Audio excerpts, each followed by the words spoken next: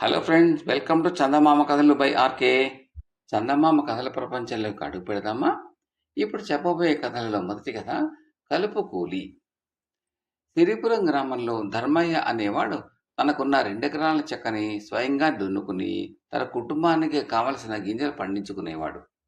ఉన్నంతలో అతను ఒకరికి సహాయం చేసేవాడు కానీ ఎవరిని చేయి చాచి అడిగి ఎరగడు. ధర్మయ్య పొరుగున ఉన్న భద్రయ్యకు బంగారం పండే మాగాణి 25 ఎకరాలు ఉన్నా ఆ రాబడితో తృప్తి పడక వడ్డీ వ్యాపారం చేస్తూ ఉండేవాడు. ఈ వ్యాపారంతో అతను చాలా మందిని పీల్చి పిప్పి చేయడం వల్ల విధి లేక అతని వద్ద అప్పు చేసిన వాళ్ళు అతన్ని పులిని చూసినట్టు చూసేవారు. గ్రామాధికారి భద్రయ్య మనిషి, అతని చేతి కీలుబొమ్మ. అతన్ని అడ్డం పెట్టుకుని భద్రయ్య మకుటంలేని మహారాజులాగా ఏలుతున్నాడు సిరిపురంలో. పేద ప్రజలు తమకు అన్యాయం జరిగినా చేసేది లేక మౌనంగా భరించేవాళ్ళు. తనకన్నా ధర్మయ్యకు ఊళ్ళో ఎక్కువ గౌరవము, మంచి పేరు ఉండడం చూసి భద్రయ్యకు చాలా మంటగాను కసిగాను ఉండేది. ఇలా ఉండగా ఒకరోజు భద్రయ్య గుడ్లు ధర్మయ్య పొలంలో పడి అతని పంటను నాశనం చేశాయి.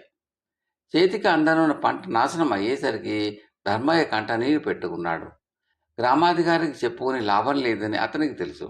అందుచేత అతను కిమ్మనకుండా ఊరుకున్నాడు. కానీ భద్రయ్య అతన్ని అంతటితో వదిలిపెట్టక ధర్మయ్య తన గుడ్లను చావబాదాడని గ్రామాధికారి దగ్గర ఫిర్యాదు చేశాడు.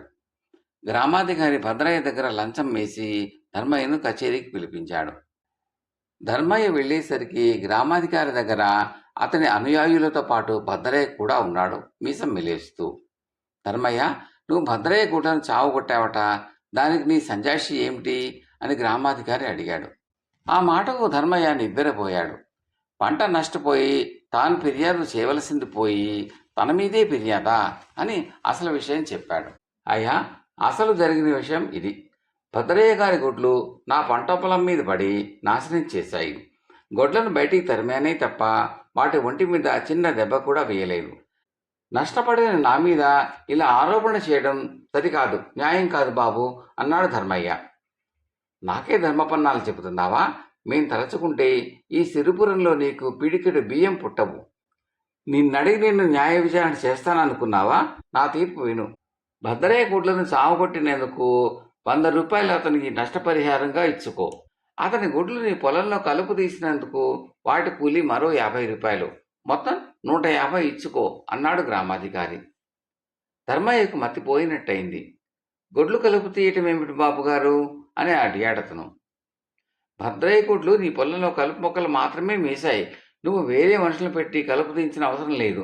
వాళ్ళకి ఇచ్చేది భద్రయ్య గొడ్లకే రావాలి అన్నాడు గ్రామాధికారి. గొడ్డుకు పంట మొక్క ఏదో కలుపు మొక్క ఏదో తెలుస్తుందా? ఇదెక్కడి న్యాయం బాబు అన్నాడు ధర్మయ్య. గ్రామాధికారి కళ్ళెర చేసి, నా తీర్పుకు ఎదురు చెప్పావు గనక న్యాయస్థానానికి 50 రూపాయల జరిమానా కట్టు. రేపు సాయంత్రంలోగా 200 రూపాయలు కట్టకపోతే నీకు దండన విధించవలసి ఉంటుంది అన్నాడు.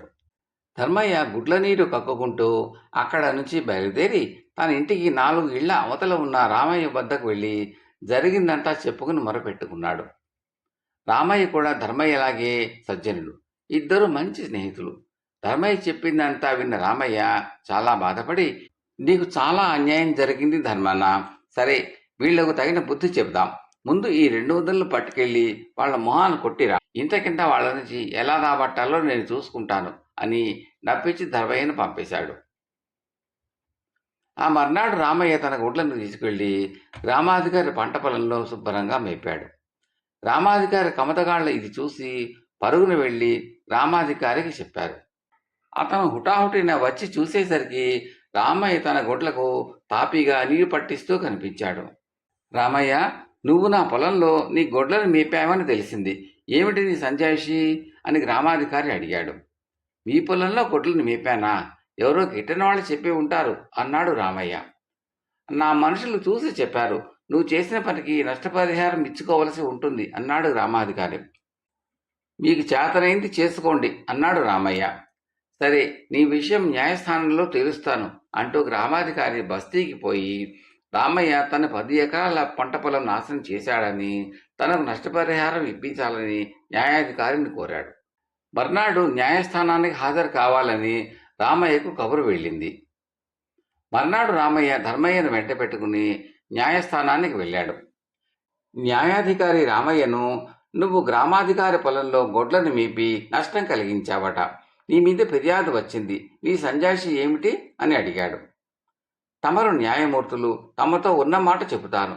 నేను గ్రామాధికారి పొలంలో గొడ్లను మేపిన మాట నిజమే, కానీ నా గొడ్లు కలుపు మొక్కలు మాత్రమే మేశాయి, మిగతా పంటకు ఏమీ నష్టం కలిగించలేదు.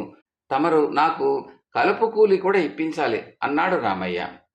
సభలోని వారంతా గొల్లున నవ్వారు. రామయ్య మాట చెప్పిన విధం, అందులో ఏదో గూఢమైన అర్థం ఉందని తోచింది న్యాయాధికారికి. కలుపు కూలి ఏమిటి రామయ్య అని అడిగాడు. ప్రభువులు న్యాయం చిత్తగించాలి. లోగడ భద్రయ్య గారి గొడ్లు ధర్మయ్య గారి 2 ఎకరాల పొలంలో కలుపు తీసినందుకు గ్రామాధికారి గారు 50 రూపాయలు ఇప్పించారు. 2 ఎకరాలకే 50 వస్తే గ్రామాధికారి గారి 10 ఎకరాలకు ఇంకా ఎక్కువ వస్తుంది కదా అని వారి పొలంలో నా గొడ్ల చేత పని చేయించాను బాబు. న్యాయంగా నా గొడ్లకు కలుపు కూలి దక్కాలి సుమా. వాటి యజమాని గనక ఆ డబ్బు నాకు ఇప్పించమని తమని ప్రార్థిస్తున్నాను అన్నాడు రామయ్య చేతులు కట్టుకుని. న్యాయాధికారి జరిగిన మోసం గ్రహించాడు. ఆయన ధర్మయ్య నుంచి జరిగిన సంగతి తెలుసుకుని ధర్మయ్యకు 200తో పాటు కొంత పరిహారం కూడా భద్రయ్య చేత ఇప్పించి గ్రామాధికారిని ఆ పదవి నుంచి తొలగించి ఆ స్థానంలో రామయ్యను నియమించాడు. కథ సమాప్తం. 2వ కథ వర్తకుడు తెలివి.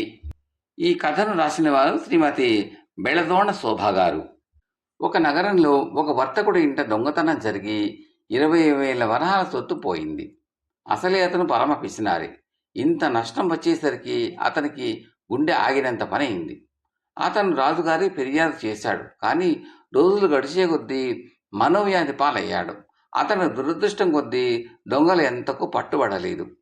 చివరికి అతను ప్రతిరోజు నగరంలో ఉన్న అన్ని గుళ్లకు వెళ్ళి అందులో ఉన్న దేవుళ్లతో, దేవా, శ్రావణ పౌర్ణమి నాటికి పోయిన నాశం దొరికిందంటే అదే రోజున నీకు 10,000 వరహాలు కానుకగా ఇచ్చుకుంటాను అని గట్టిగా అనసాగాడు. ఊళ్ళో ఉన్న 10 దేవాలయాల్లోనూ ఇలాగే అంటూ ఉంటే ఆ మనిషికి పిచ్చేమో అనుకున్నారు. ఎందుకంటే పోయింది 20,000.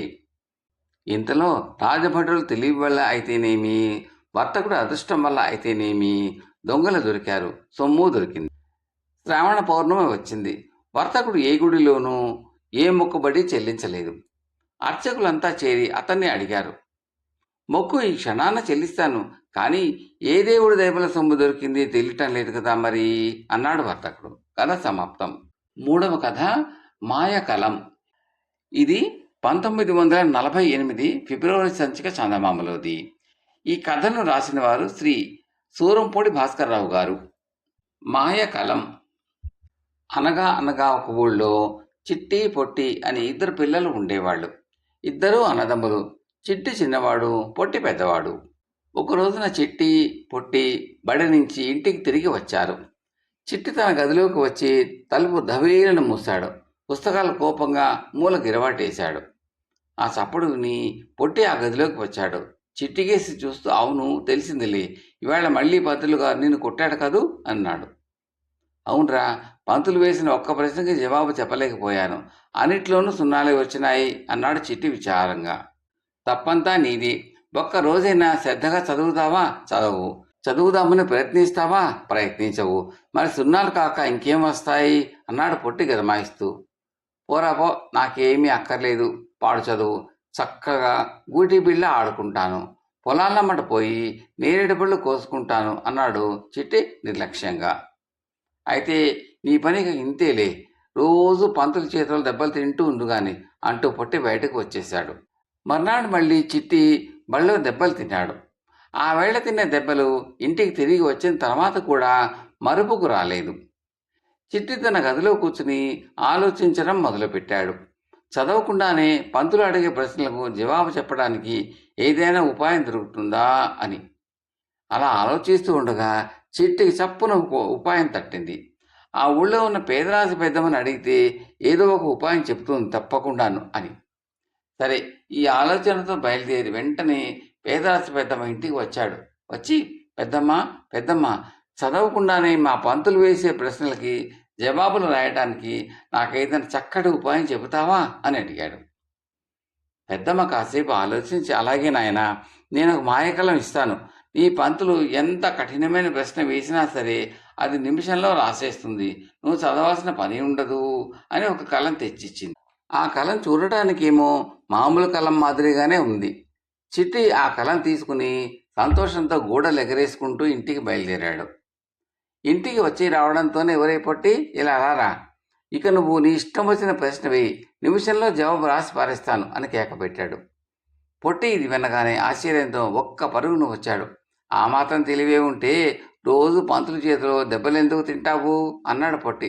అదంతా నీకు అనవసరం, కావలిస్తే ఇప్పుడు అడిగి చూడు, ఎవరు తెలివిగల వాళ్ళో తెలుస్తుంది అన్నాడు చిట్టి గర్వంగా. సరే నీ పుస్తకం తెచ్చుకో రాదు గాని అన్నాడు పొట్టి. చిట్టి పుస్తకం తెచ్చి పెద్దమ్మ ఇచ్చిన కలం పట్టుకుని టేబుల్ దగ్గర కూర్చున్నాడు. 6, 8, 9, 11 కూడినచో మొత్తం ఎంత అని ప్రశ్న చదివాడు పొట్టి. చిటికలో రాసి కూడి పడేసింది కలం. 34 అని అరిచాడు చిట్టి గర్వంగా పొట్టి వైపు చూస్తూ. పొట్టికి సంతోషంతో పాటు ఆశ్చర్యం కూడా వేసింది. రైట్ అన్నాడు. ఇంకో లెక్క చెప్పాడు పొట్టి. నిమిషంలో చేసేసింది కలం. మరో లెక్క అంటూ 10 లెక్కలు చెప్పాడు పొట్టి. అన్నింటినీ కలం ఇట్టే చేసేసింది. ఇప్పుడు పొట్టికి ఒక సందేహం కలిగింది. వీడు లెక్కలే చేయగలడా, పాఠాల్లో ప్రశ్నలకు కూడా జవాబులు చెప్పగలడా అని. అందుకని కొంచెంసేపు జాగ్రఫీ పాఠంలో ప్రశ్నలు అడిగి చూస్తానుండు అన్నాడు పొట్టి. ఓ, నీ ఇష్టం వచ్చిన ప్రశ్న వెయ్యి, ఎందులోనైనా సరే అన్నాడు పొట్టి. అయితే హిందూ దేశం గురించి నీకు తెలిసిందంతా వ్రాయము అని ప్రశ్న చదివాడు పొట్టి. కలం రాయడం మొదలుపెట్టింది. గబగబా వరుసలు నిండిపోయాయి, పేజీలు నిండిపోయాయి, పుస్తకం నిండిపోతోంది. కలం మాత్రం ఇంకా రాస్తూనే ఉంది. పొట్టి చూస్తున్నాడు కలం నడకని. కలంతో పాటు చిట్టి చెయ్యి కూడా వేగంగా నడుస్తోంది. పాపం చిట్టికి చెయ్యి నొప్పి పుట్టింది. కానీ కలం మాత్రం రాయడం మానలేదు. అబ్బా, ఇవాళ చాలేరా, రేపటి నుంచి చూసుకో స్కూల్లో నా మహిమ అన్నాడు చిట్టి రాయడం చాలిద్దామని. కానీ కలం ఆగితేనా, పోతూనే ఉంది. కలం రాయాల్సిన జవాబు పూర్తి కాలేదు. హిందూ దేశాన్ని గురించి రాయాలంటే మాటలా? అదీ కాక అది మాయకలం గనక దానికి అన్నీ తెలుసు. అందుకని అది ఆగకుండా రాసుకుపోతోంది. పుస్తకం నిండిపోయింది. అందుకని టేబుల్ మీద రాయడం మొదలుపెట్టింది. టేబుల్ నిండిపోయింది. ఇక నేల మీద రాయడం మొదలెట్టింది. నేల కూడా నిండిపోయింది. కానీ కలం రాయడం మాత్రం పూర్తి కాలేదు. అది గోడల మీద రాసుకుపోతోంది. కలంతో పాటు చిట్టి చెయ్యి కూడా గబగబా గోడ ఆ చివరి నుంచి ఈ చివరి దాకా పరిగెడుతోంది. ఆఖరికి చిట్టికి ఏడుపు కూడా వచ్చింది. కలం తీద్దామంటే ఎంతకీ ఊడి రాదు. చిట్టికి ఏమీ తోచలా. నొప్పి అంతకంతకీ ఎక్కువ అవుతోంది. ఒరే పొట్టి, నువ్వు ఎలాగైనా దీన్ని లాగవేరా బాబు అంటూ బావురుమన్నాడు చిట్టి. పొట్టి కలం లాగుదామని ప్రయత్నించాడు. కానీ అది రాలేదు. రాసుకుపోతూ ఉంది. పాపం తమ్ముడి అవస్థ చూసేసరికి పొట్టికి కూడా ఏడుపు వచ్చింది. ఎక్కడ దాపరించిందా ఈ మాయదారి కలం నీకు అని అడిగాడు పొట్టి తమ్ముడిని ఓదారుస్తూ. చదవకుండానే ప్రశ్నలకు జవాబులు రాసి ఉపాయం చెప్పమంటే మన పేదరాశి పెద్దమ్మ ఇచ్చిందిరా అంటూ మళ్ళీ బావురుమన్నాడు చిట్టి. అప్పుడు గ్రహించాడు పొట్టి ఇదంతా పెద్దమ్మ వేసిన ఎత్తే అని. ఓ, అదా సంగతి. శ్రద్ధగా చదువుకుంటానంటే కలం మళ్ళీ వదిలేస్తుందేమో అన్నాడు పొట్టి. ఇంత బాధపడాలని తెలిస్తే అలాగే చదువుకుంటానని చెప్పేవాడినిగా పెద్దమ్మతో అన్నాడు చిట్టి ఏడుపు దిగమింగుతూ. ఈ మాట అంటూ ఉండగానే అది అలా దారికి రా, శ్రద్ధగా చదువుకుంటే ఎంత మంచిదో ఇప్పుడైనా తెలిసి వచ్చిందా అంటూ ప్రశ్న వేసింది పేదరాశి పెద్దమ్మ. చిట్టి పొట్టి ఏడుపు చూసేసరికి పెద్దమ్మకు జాలి వేసింది. ఇక చాలే అంటూ పెద్దమ్మ కలం మీద చెయ్యి వేసింది. అంతే, కలం కాస్త ఊడి వచ్చేసింది. అప్పుడు పెద్దమ్మ ఇలా అంది. ఇది ఇక మామూలు కలమే. ఈవేళ నువ్వు పడ్డ బాధకి గాను దీన్ని నీకు బహుమానంగా ఇస్తున్నాను. ఇది చాలా బాగా రాస్తుంది. ఇక నుంచైనా నువ్వు శ్రద్ధగా చదువుకో. బళ్ళో ఈ కలంతోటే రాయి. ఒకవేళ నువ్వు మళ్ళీ దాన్ని పారేద్దామని మనసులో అనుకున్నావా, అది మళ్ళీ వచ్చి వంటికి అంటుకుంటుంది. మళ్ళీ ఇలాగే బాధపడతావు అని. అందరితో చిట్టికి బుద్ధి వచ్చింది. ఆ రోజు మొదలు పాఠాలు శ్రద్ధగా చదవటం మొదలుపెట్టాడు. మర్నాటి నుంచి చిట్టికి బళ్ళో అన్నిట్లోనూ ఫస్ట్ మార్కులే. కథ సమాప్తం. 4వ కథ మంగయ్య తెలివి. ఈ కథను రాసిన వారు శ్రీ మూల్పూరి అహోబిలరావు గారు, బాపట్ల. ఒక ఊళ్ళో ఒక సాలెవాడు ఉన్నాడు. వాడి పేరు మంగయ్య. ఆ ఊళ్ళో మంగయ్యకు ఒక స్నేహితుడు ఉన్నాడు. అతని పేరు రంగయ్య. మంగయ్య ఎంత తెలివి తక్కువ వాడో రంగయ్య అంత తెలివిగలవాడు. మంగయ్యకు దమ్మిడి సంపాదించడం చేత కాదు, కానీ ఖర్చు మాత్రం మాజోరుగా చేసేవాడు. ఒకనాడు మంగయ్య భార్య అతనికి 10 రూపాయలు ఇచ్చి ఏదైనా చిన్న వ్యాపారం చేయమన్నది. ఒక చిన్న వివరణ. ఈ కథ 1948 ఫిబ్రవరి సంచిక చందమామలోది.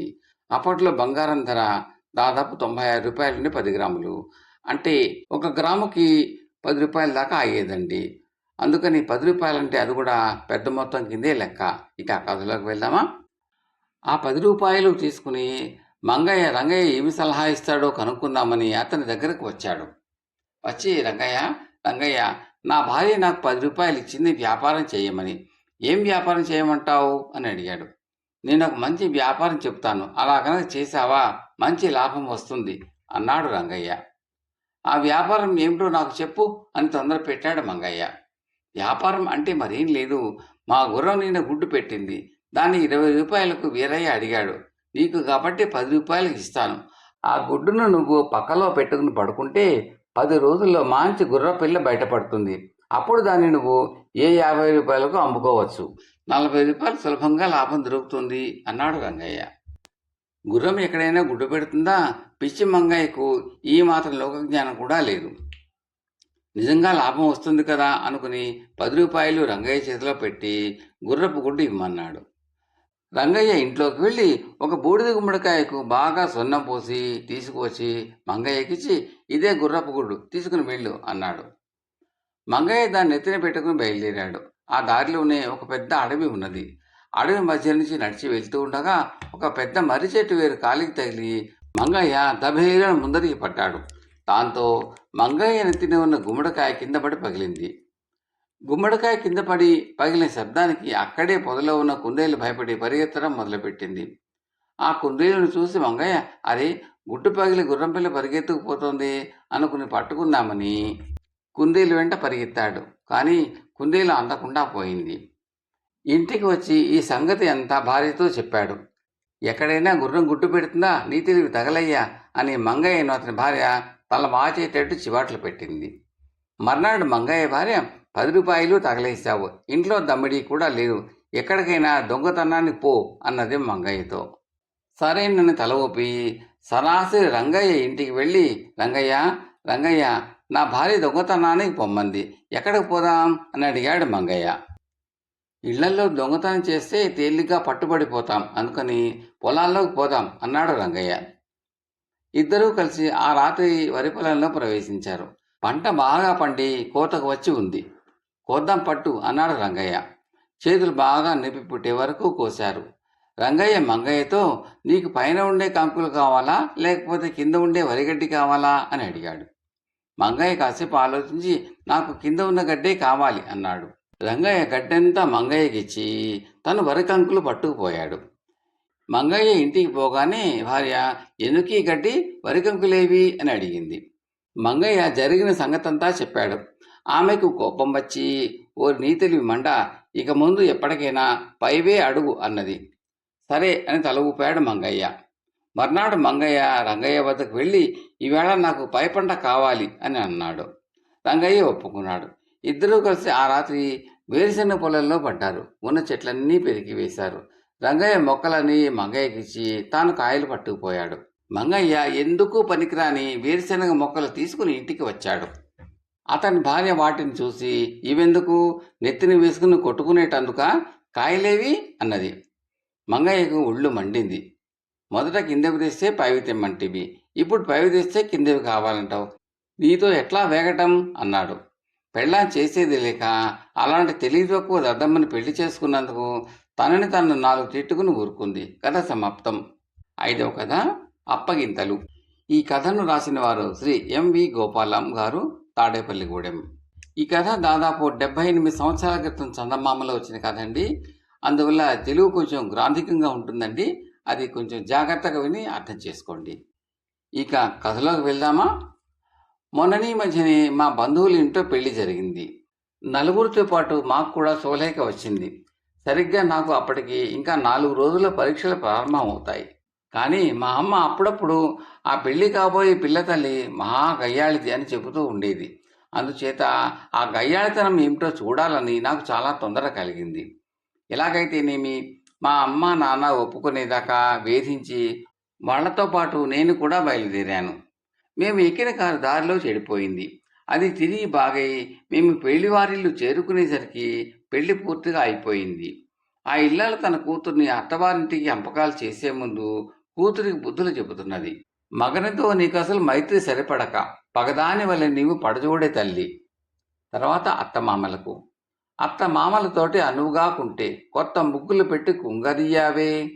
తర్వాత చుట్టాలకు, సేవ చేయించుకో చిన్నత్త చేత, బావగారిని నీరు బానిసగా చూడు, మరుదుల నటిట్టు మన్నించబోకు, ఇరుగు పొరుగులతోటి ఇచ్చకమ్ములాడు. ఆ తర్వాత కూతుర్ని ముందు పెట్టుకుని గుడ్ల నీళ్లు కక్కుకుంటూ ఈ విధంగా బుద్ధులు చెప్పింది. అంప కముల నాడు అడగవచ్చీతే, కొంప కదలక నీవు కోపించుకోపే, పెద్దలు నిన్నొచ్చి పిలవజూచీతే, పెద్ద పెట్టిన గోల పెట్టి ఆటాడు. ఏ గోల మెత్తంగా ఎరుగనట్లుండి మేకోల బిగుసుకొని మేలుకొనియుండు, కయ్యంబునకు ముందు కాళ్ళు దువ్వూచు, పొయ్యి కడకే పొక బుద్ధి కలిగుండు. ఈ అపగీతలు వింటూ ఉంటే పాపం ఆ పెళ్లికొడుకి అరికాలమంట నెత్తికెక్కింది. కానీ ఏమనుకున్నాడో ఏమో గాని నోరు మెదల్చలేదు. నేనే గనక పెళ్ళికొడుకునై ఉంటేనా అని ఏమేమో ఉద్రేకం కలిగింది నాకు. ఆ గయ్యాళి గంప చదివిన అంపకాలకి పెళ్ళికొడుకు వట్టి దద్దమ్మ అనిపించింది నాకు. సరే, ఈ విధంగా అప్పగింతలు జరిగిన తర్వాత మగపెళ్లి వారు వారితో పాటు మేము తిరిగి ఇళ్లకు చేరుకున్నాము. కొంతకాలం గడిచింది. మొన్న సంక్రాంతికి అల్లుడిని రమ్మని మామగారు రాశారట. సరే, అతను వెళ్ళాడు. ఆ రోజు రాత్రి భోజనాల దగ్గర ఏం జరిగిందో తెలుసా? అల్లుడు వచ్చాడని మరి 4 రకాల పిండి వంటలు చేసింది అత్తగారు. బడ్డనంతా పూర్తి అయింది. అంతా వచ్చి విస్తళ్ల ముందు కూర్చున్నారు. అల్లుడు మాత్రం వంటింటి మండిగం మీద కూలబడ్డాడు. అత్తగారు వచ్చి, లేనైనా కాళ్ళు కడుకురా, వడ్డనయింది అని చెంబుతో నీళ్లు తెచ్చిచ్చింది. అని అల్లుడు లేస్తేనా విస్తళ్ల వంక చూస్తూ, అది వేస్తేనే కాని నేను భోజనానికి లేవనండి అత్తయ్య అన్నాడు. పాపం అత్తగారు గాబరా పడిపోయింది. అన్నీ వడ్డించానా లేదా అని విస్తర బంక తేరిపార చూసింది. చేసిన పదార్థాలన్నీ అందరితో పాటు అల్లుడి విస్తట్లోనూ వడ్డించి ఉన్నాయి. ఇంకా అది వేస్తేనే కానీ భోజనానికి లేవనంటాడు, అది ఏమిటబ్బా అని తీవ్రంగా ఆలోచించింది. అల్లుడు పులిహోర అంటే ఇష్టమని ఆమె ఎప్పుడో మాటల సందర్భంలో విన్నదట. కానీ ఆ రోజు పులిహోర చేయలేదు. బహుశా అదేనేమో కర్మ అనుకుని గబగబా వంటింట్లోకి వెళ్ళి కాసేపట్లో పులిహోర తయారు చేసి అందరి విస్తళ్లలోనూ వడ్డించింది. మళ్ళీ వచ్చే లేనాయన పొద్దుపోతోంది అన్నది అల్లుడితో. కానీ అల్లుడు లేస్తేనా అది వేస్తేనే కానీ లేవలేనండి అత్తయ్య అన్నాడు. పాపం మామగారు బావమరుదులు అంతా వచ్చి బతిమాలారు. కానీ అల్లుడు అదే పాఠం వల్లి వేస్తూ కూర్చున్నాడు, అది వేస్తేనే కానీ లేవను అని.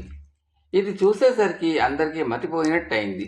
ఒకవేళ అల్లుడికి దెయ్యం గియ్యం పట్టిందేమో అని కూడా గాభరా పడ్డారు. అంత గయ్యాల అత్తగారు కూడా అల్లుడి తరహా చూసి ఏడుపులు పెడమబలు మొదలెట్టింది. ఆవిడ ఇంటిల్లిపాతి శోకాలు మొదలెట్టారు. ఈ గందరగోళం విని ఇరుగు పొరుగు వారు కూడా వచ్చారు, ఏం కొంప మునిగిందో అనుకుని. అల్లుడు మాత్రం బెల్లం కొట్టిన రాయిలాగా మెదలకుండా కూర్చున్నాడు. ఆ గయ్యాళి అత్తగారు చివరికి అల్లుడు కాళ్ళ మీద పడి గడ్డం పుచ్చుకుని బతిమలాడటం మొదలుపెట్టింది. ఎందుకు నాయనా మమ్మల్ని ఇలా ఏడిపిస్తావు? అది వేస్తేనే కానీ లేవనంటావు. అది ఏమిటో కాస్త చెప్పు బాబు అని. అప్పటికి అల్లుడికి కాస్త జాలి కలిగింది. అదేమిటండి అత్తయ్య అలా అంటారు? నేను మిమ్మల్ని ఏమి ఏడిపించాను? అది అంటే ఆకలి, అది వేస్తేనే కానీ భోజనానికి లేవను అన్నాను. అంటే ఆకలి వేస్తేనే కానీ భోజనానికి లేవను అన్నాను. ఇందులో తప్పు సంగతి ఏముందని అలా ఇంటిల్లిపాతి బోరుమంటున్నారు అన్నాడు. చూడవచ్చిన అమ్మాయిలంతా ఇది వినేసరికి పొట్ట చెక్కలైనట్టు నవ్వుకుంటూ, ఇదంతా ఆవేళ అప్పగింతల మహత్యమే లేవమ్మా అని ఒకరు, మన గయ్యాళి గంపకి తగిన అల్లుడేనమ్మా అని మరొకరు ఎవరికి తోచినట్టు వాళ్ళు చెప్పుకుంటూ వెళ్ళిపోయారు. ఈ సంగతి నాకు తెలిసిన తర్వాత అల్లుడు ఒట్టే రద్దమ్మ అని అది వరకు నేను అనుకున్న అభిప్రాయం తప్పు అని తెలుసుకున్నాను. కథ సమాప్తం. ఈ కంటెంట్ నచ్చితే లైక్ చేయండి, బంధుమిత్రులు షేర్ చేయండి, సబ్స్క్రైబ్ చేసి గంట సభ్యులకు ఆల్ కూడా నొక్కండి. ఈ కథలపై మీ అభిప్రాయాల్ని కామెంట్లో తప్పక తెలపండి. Thank you very much.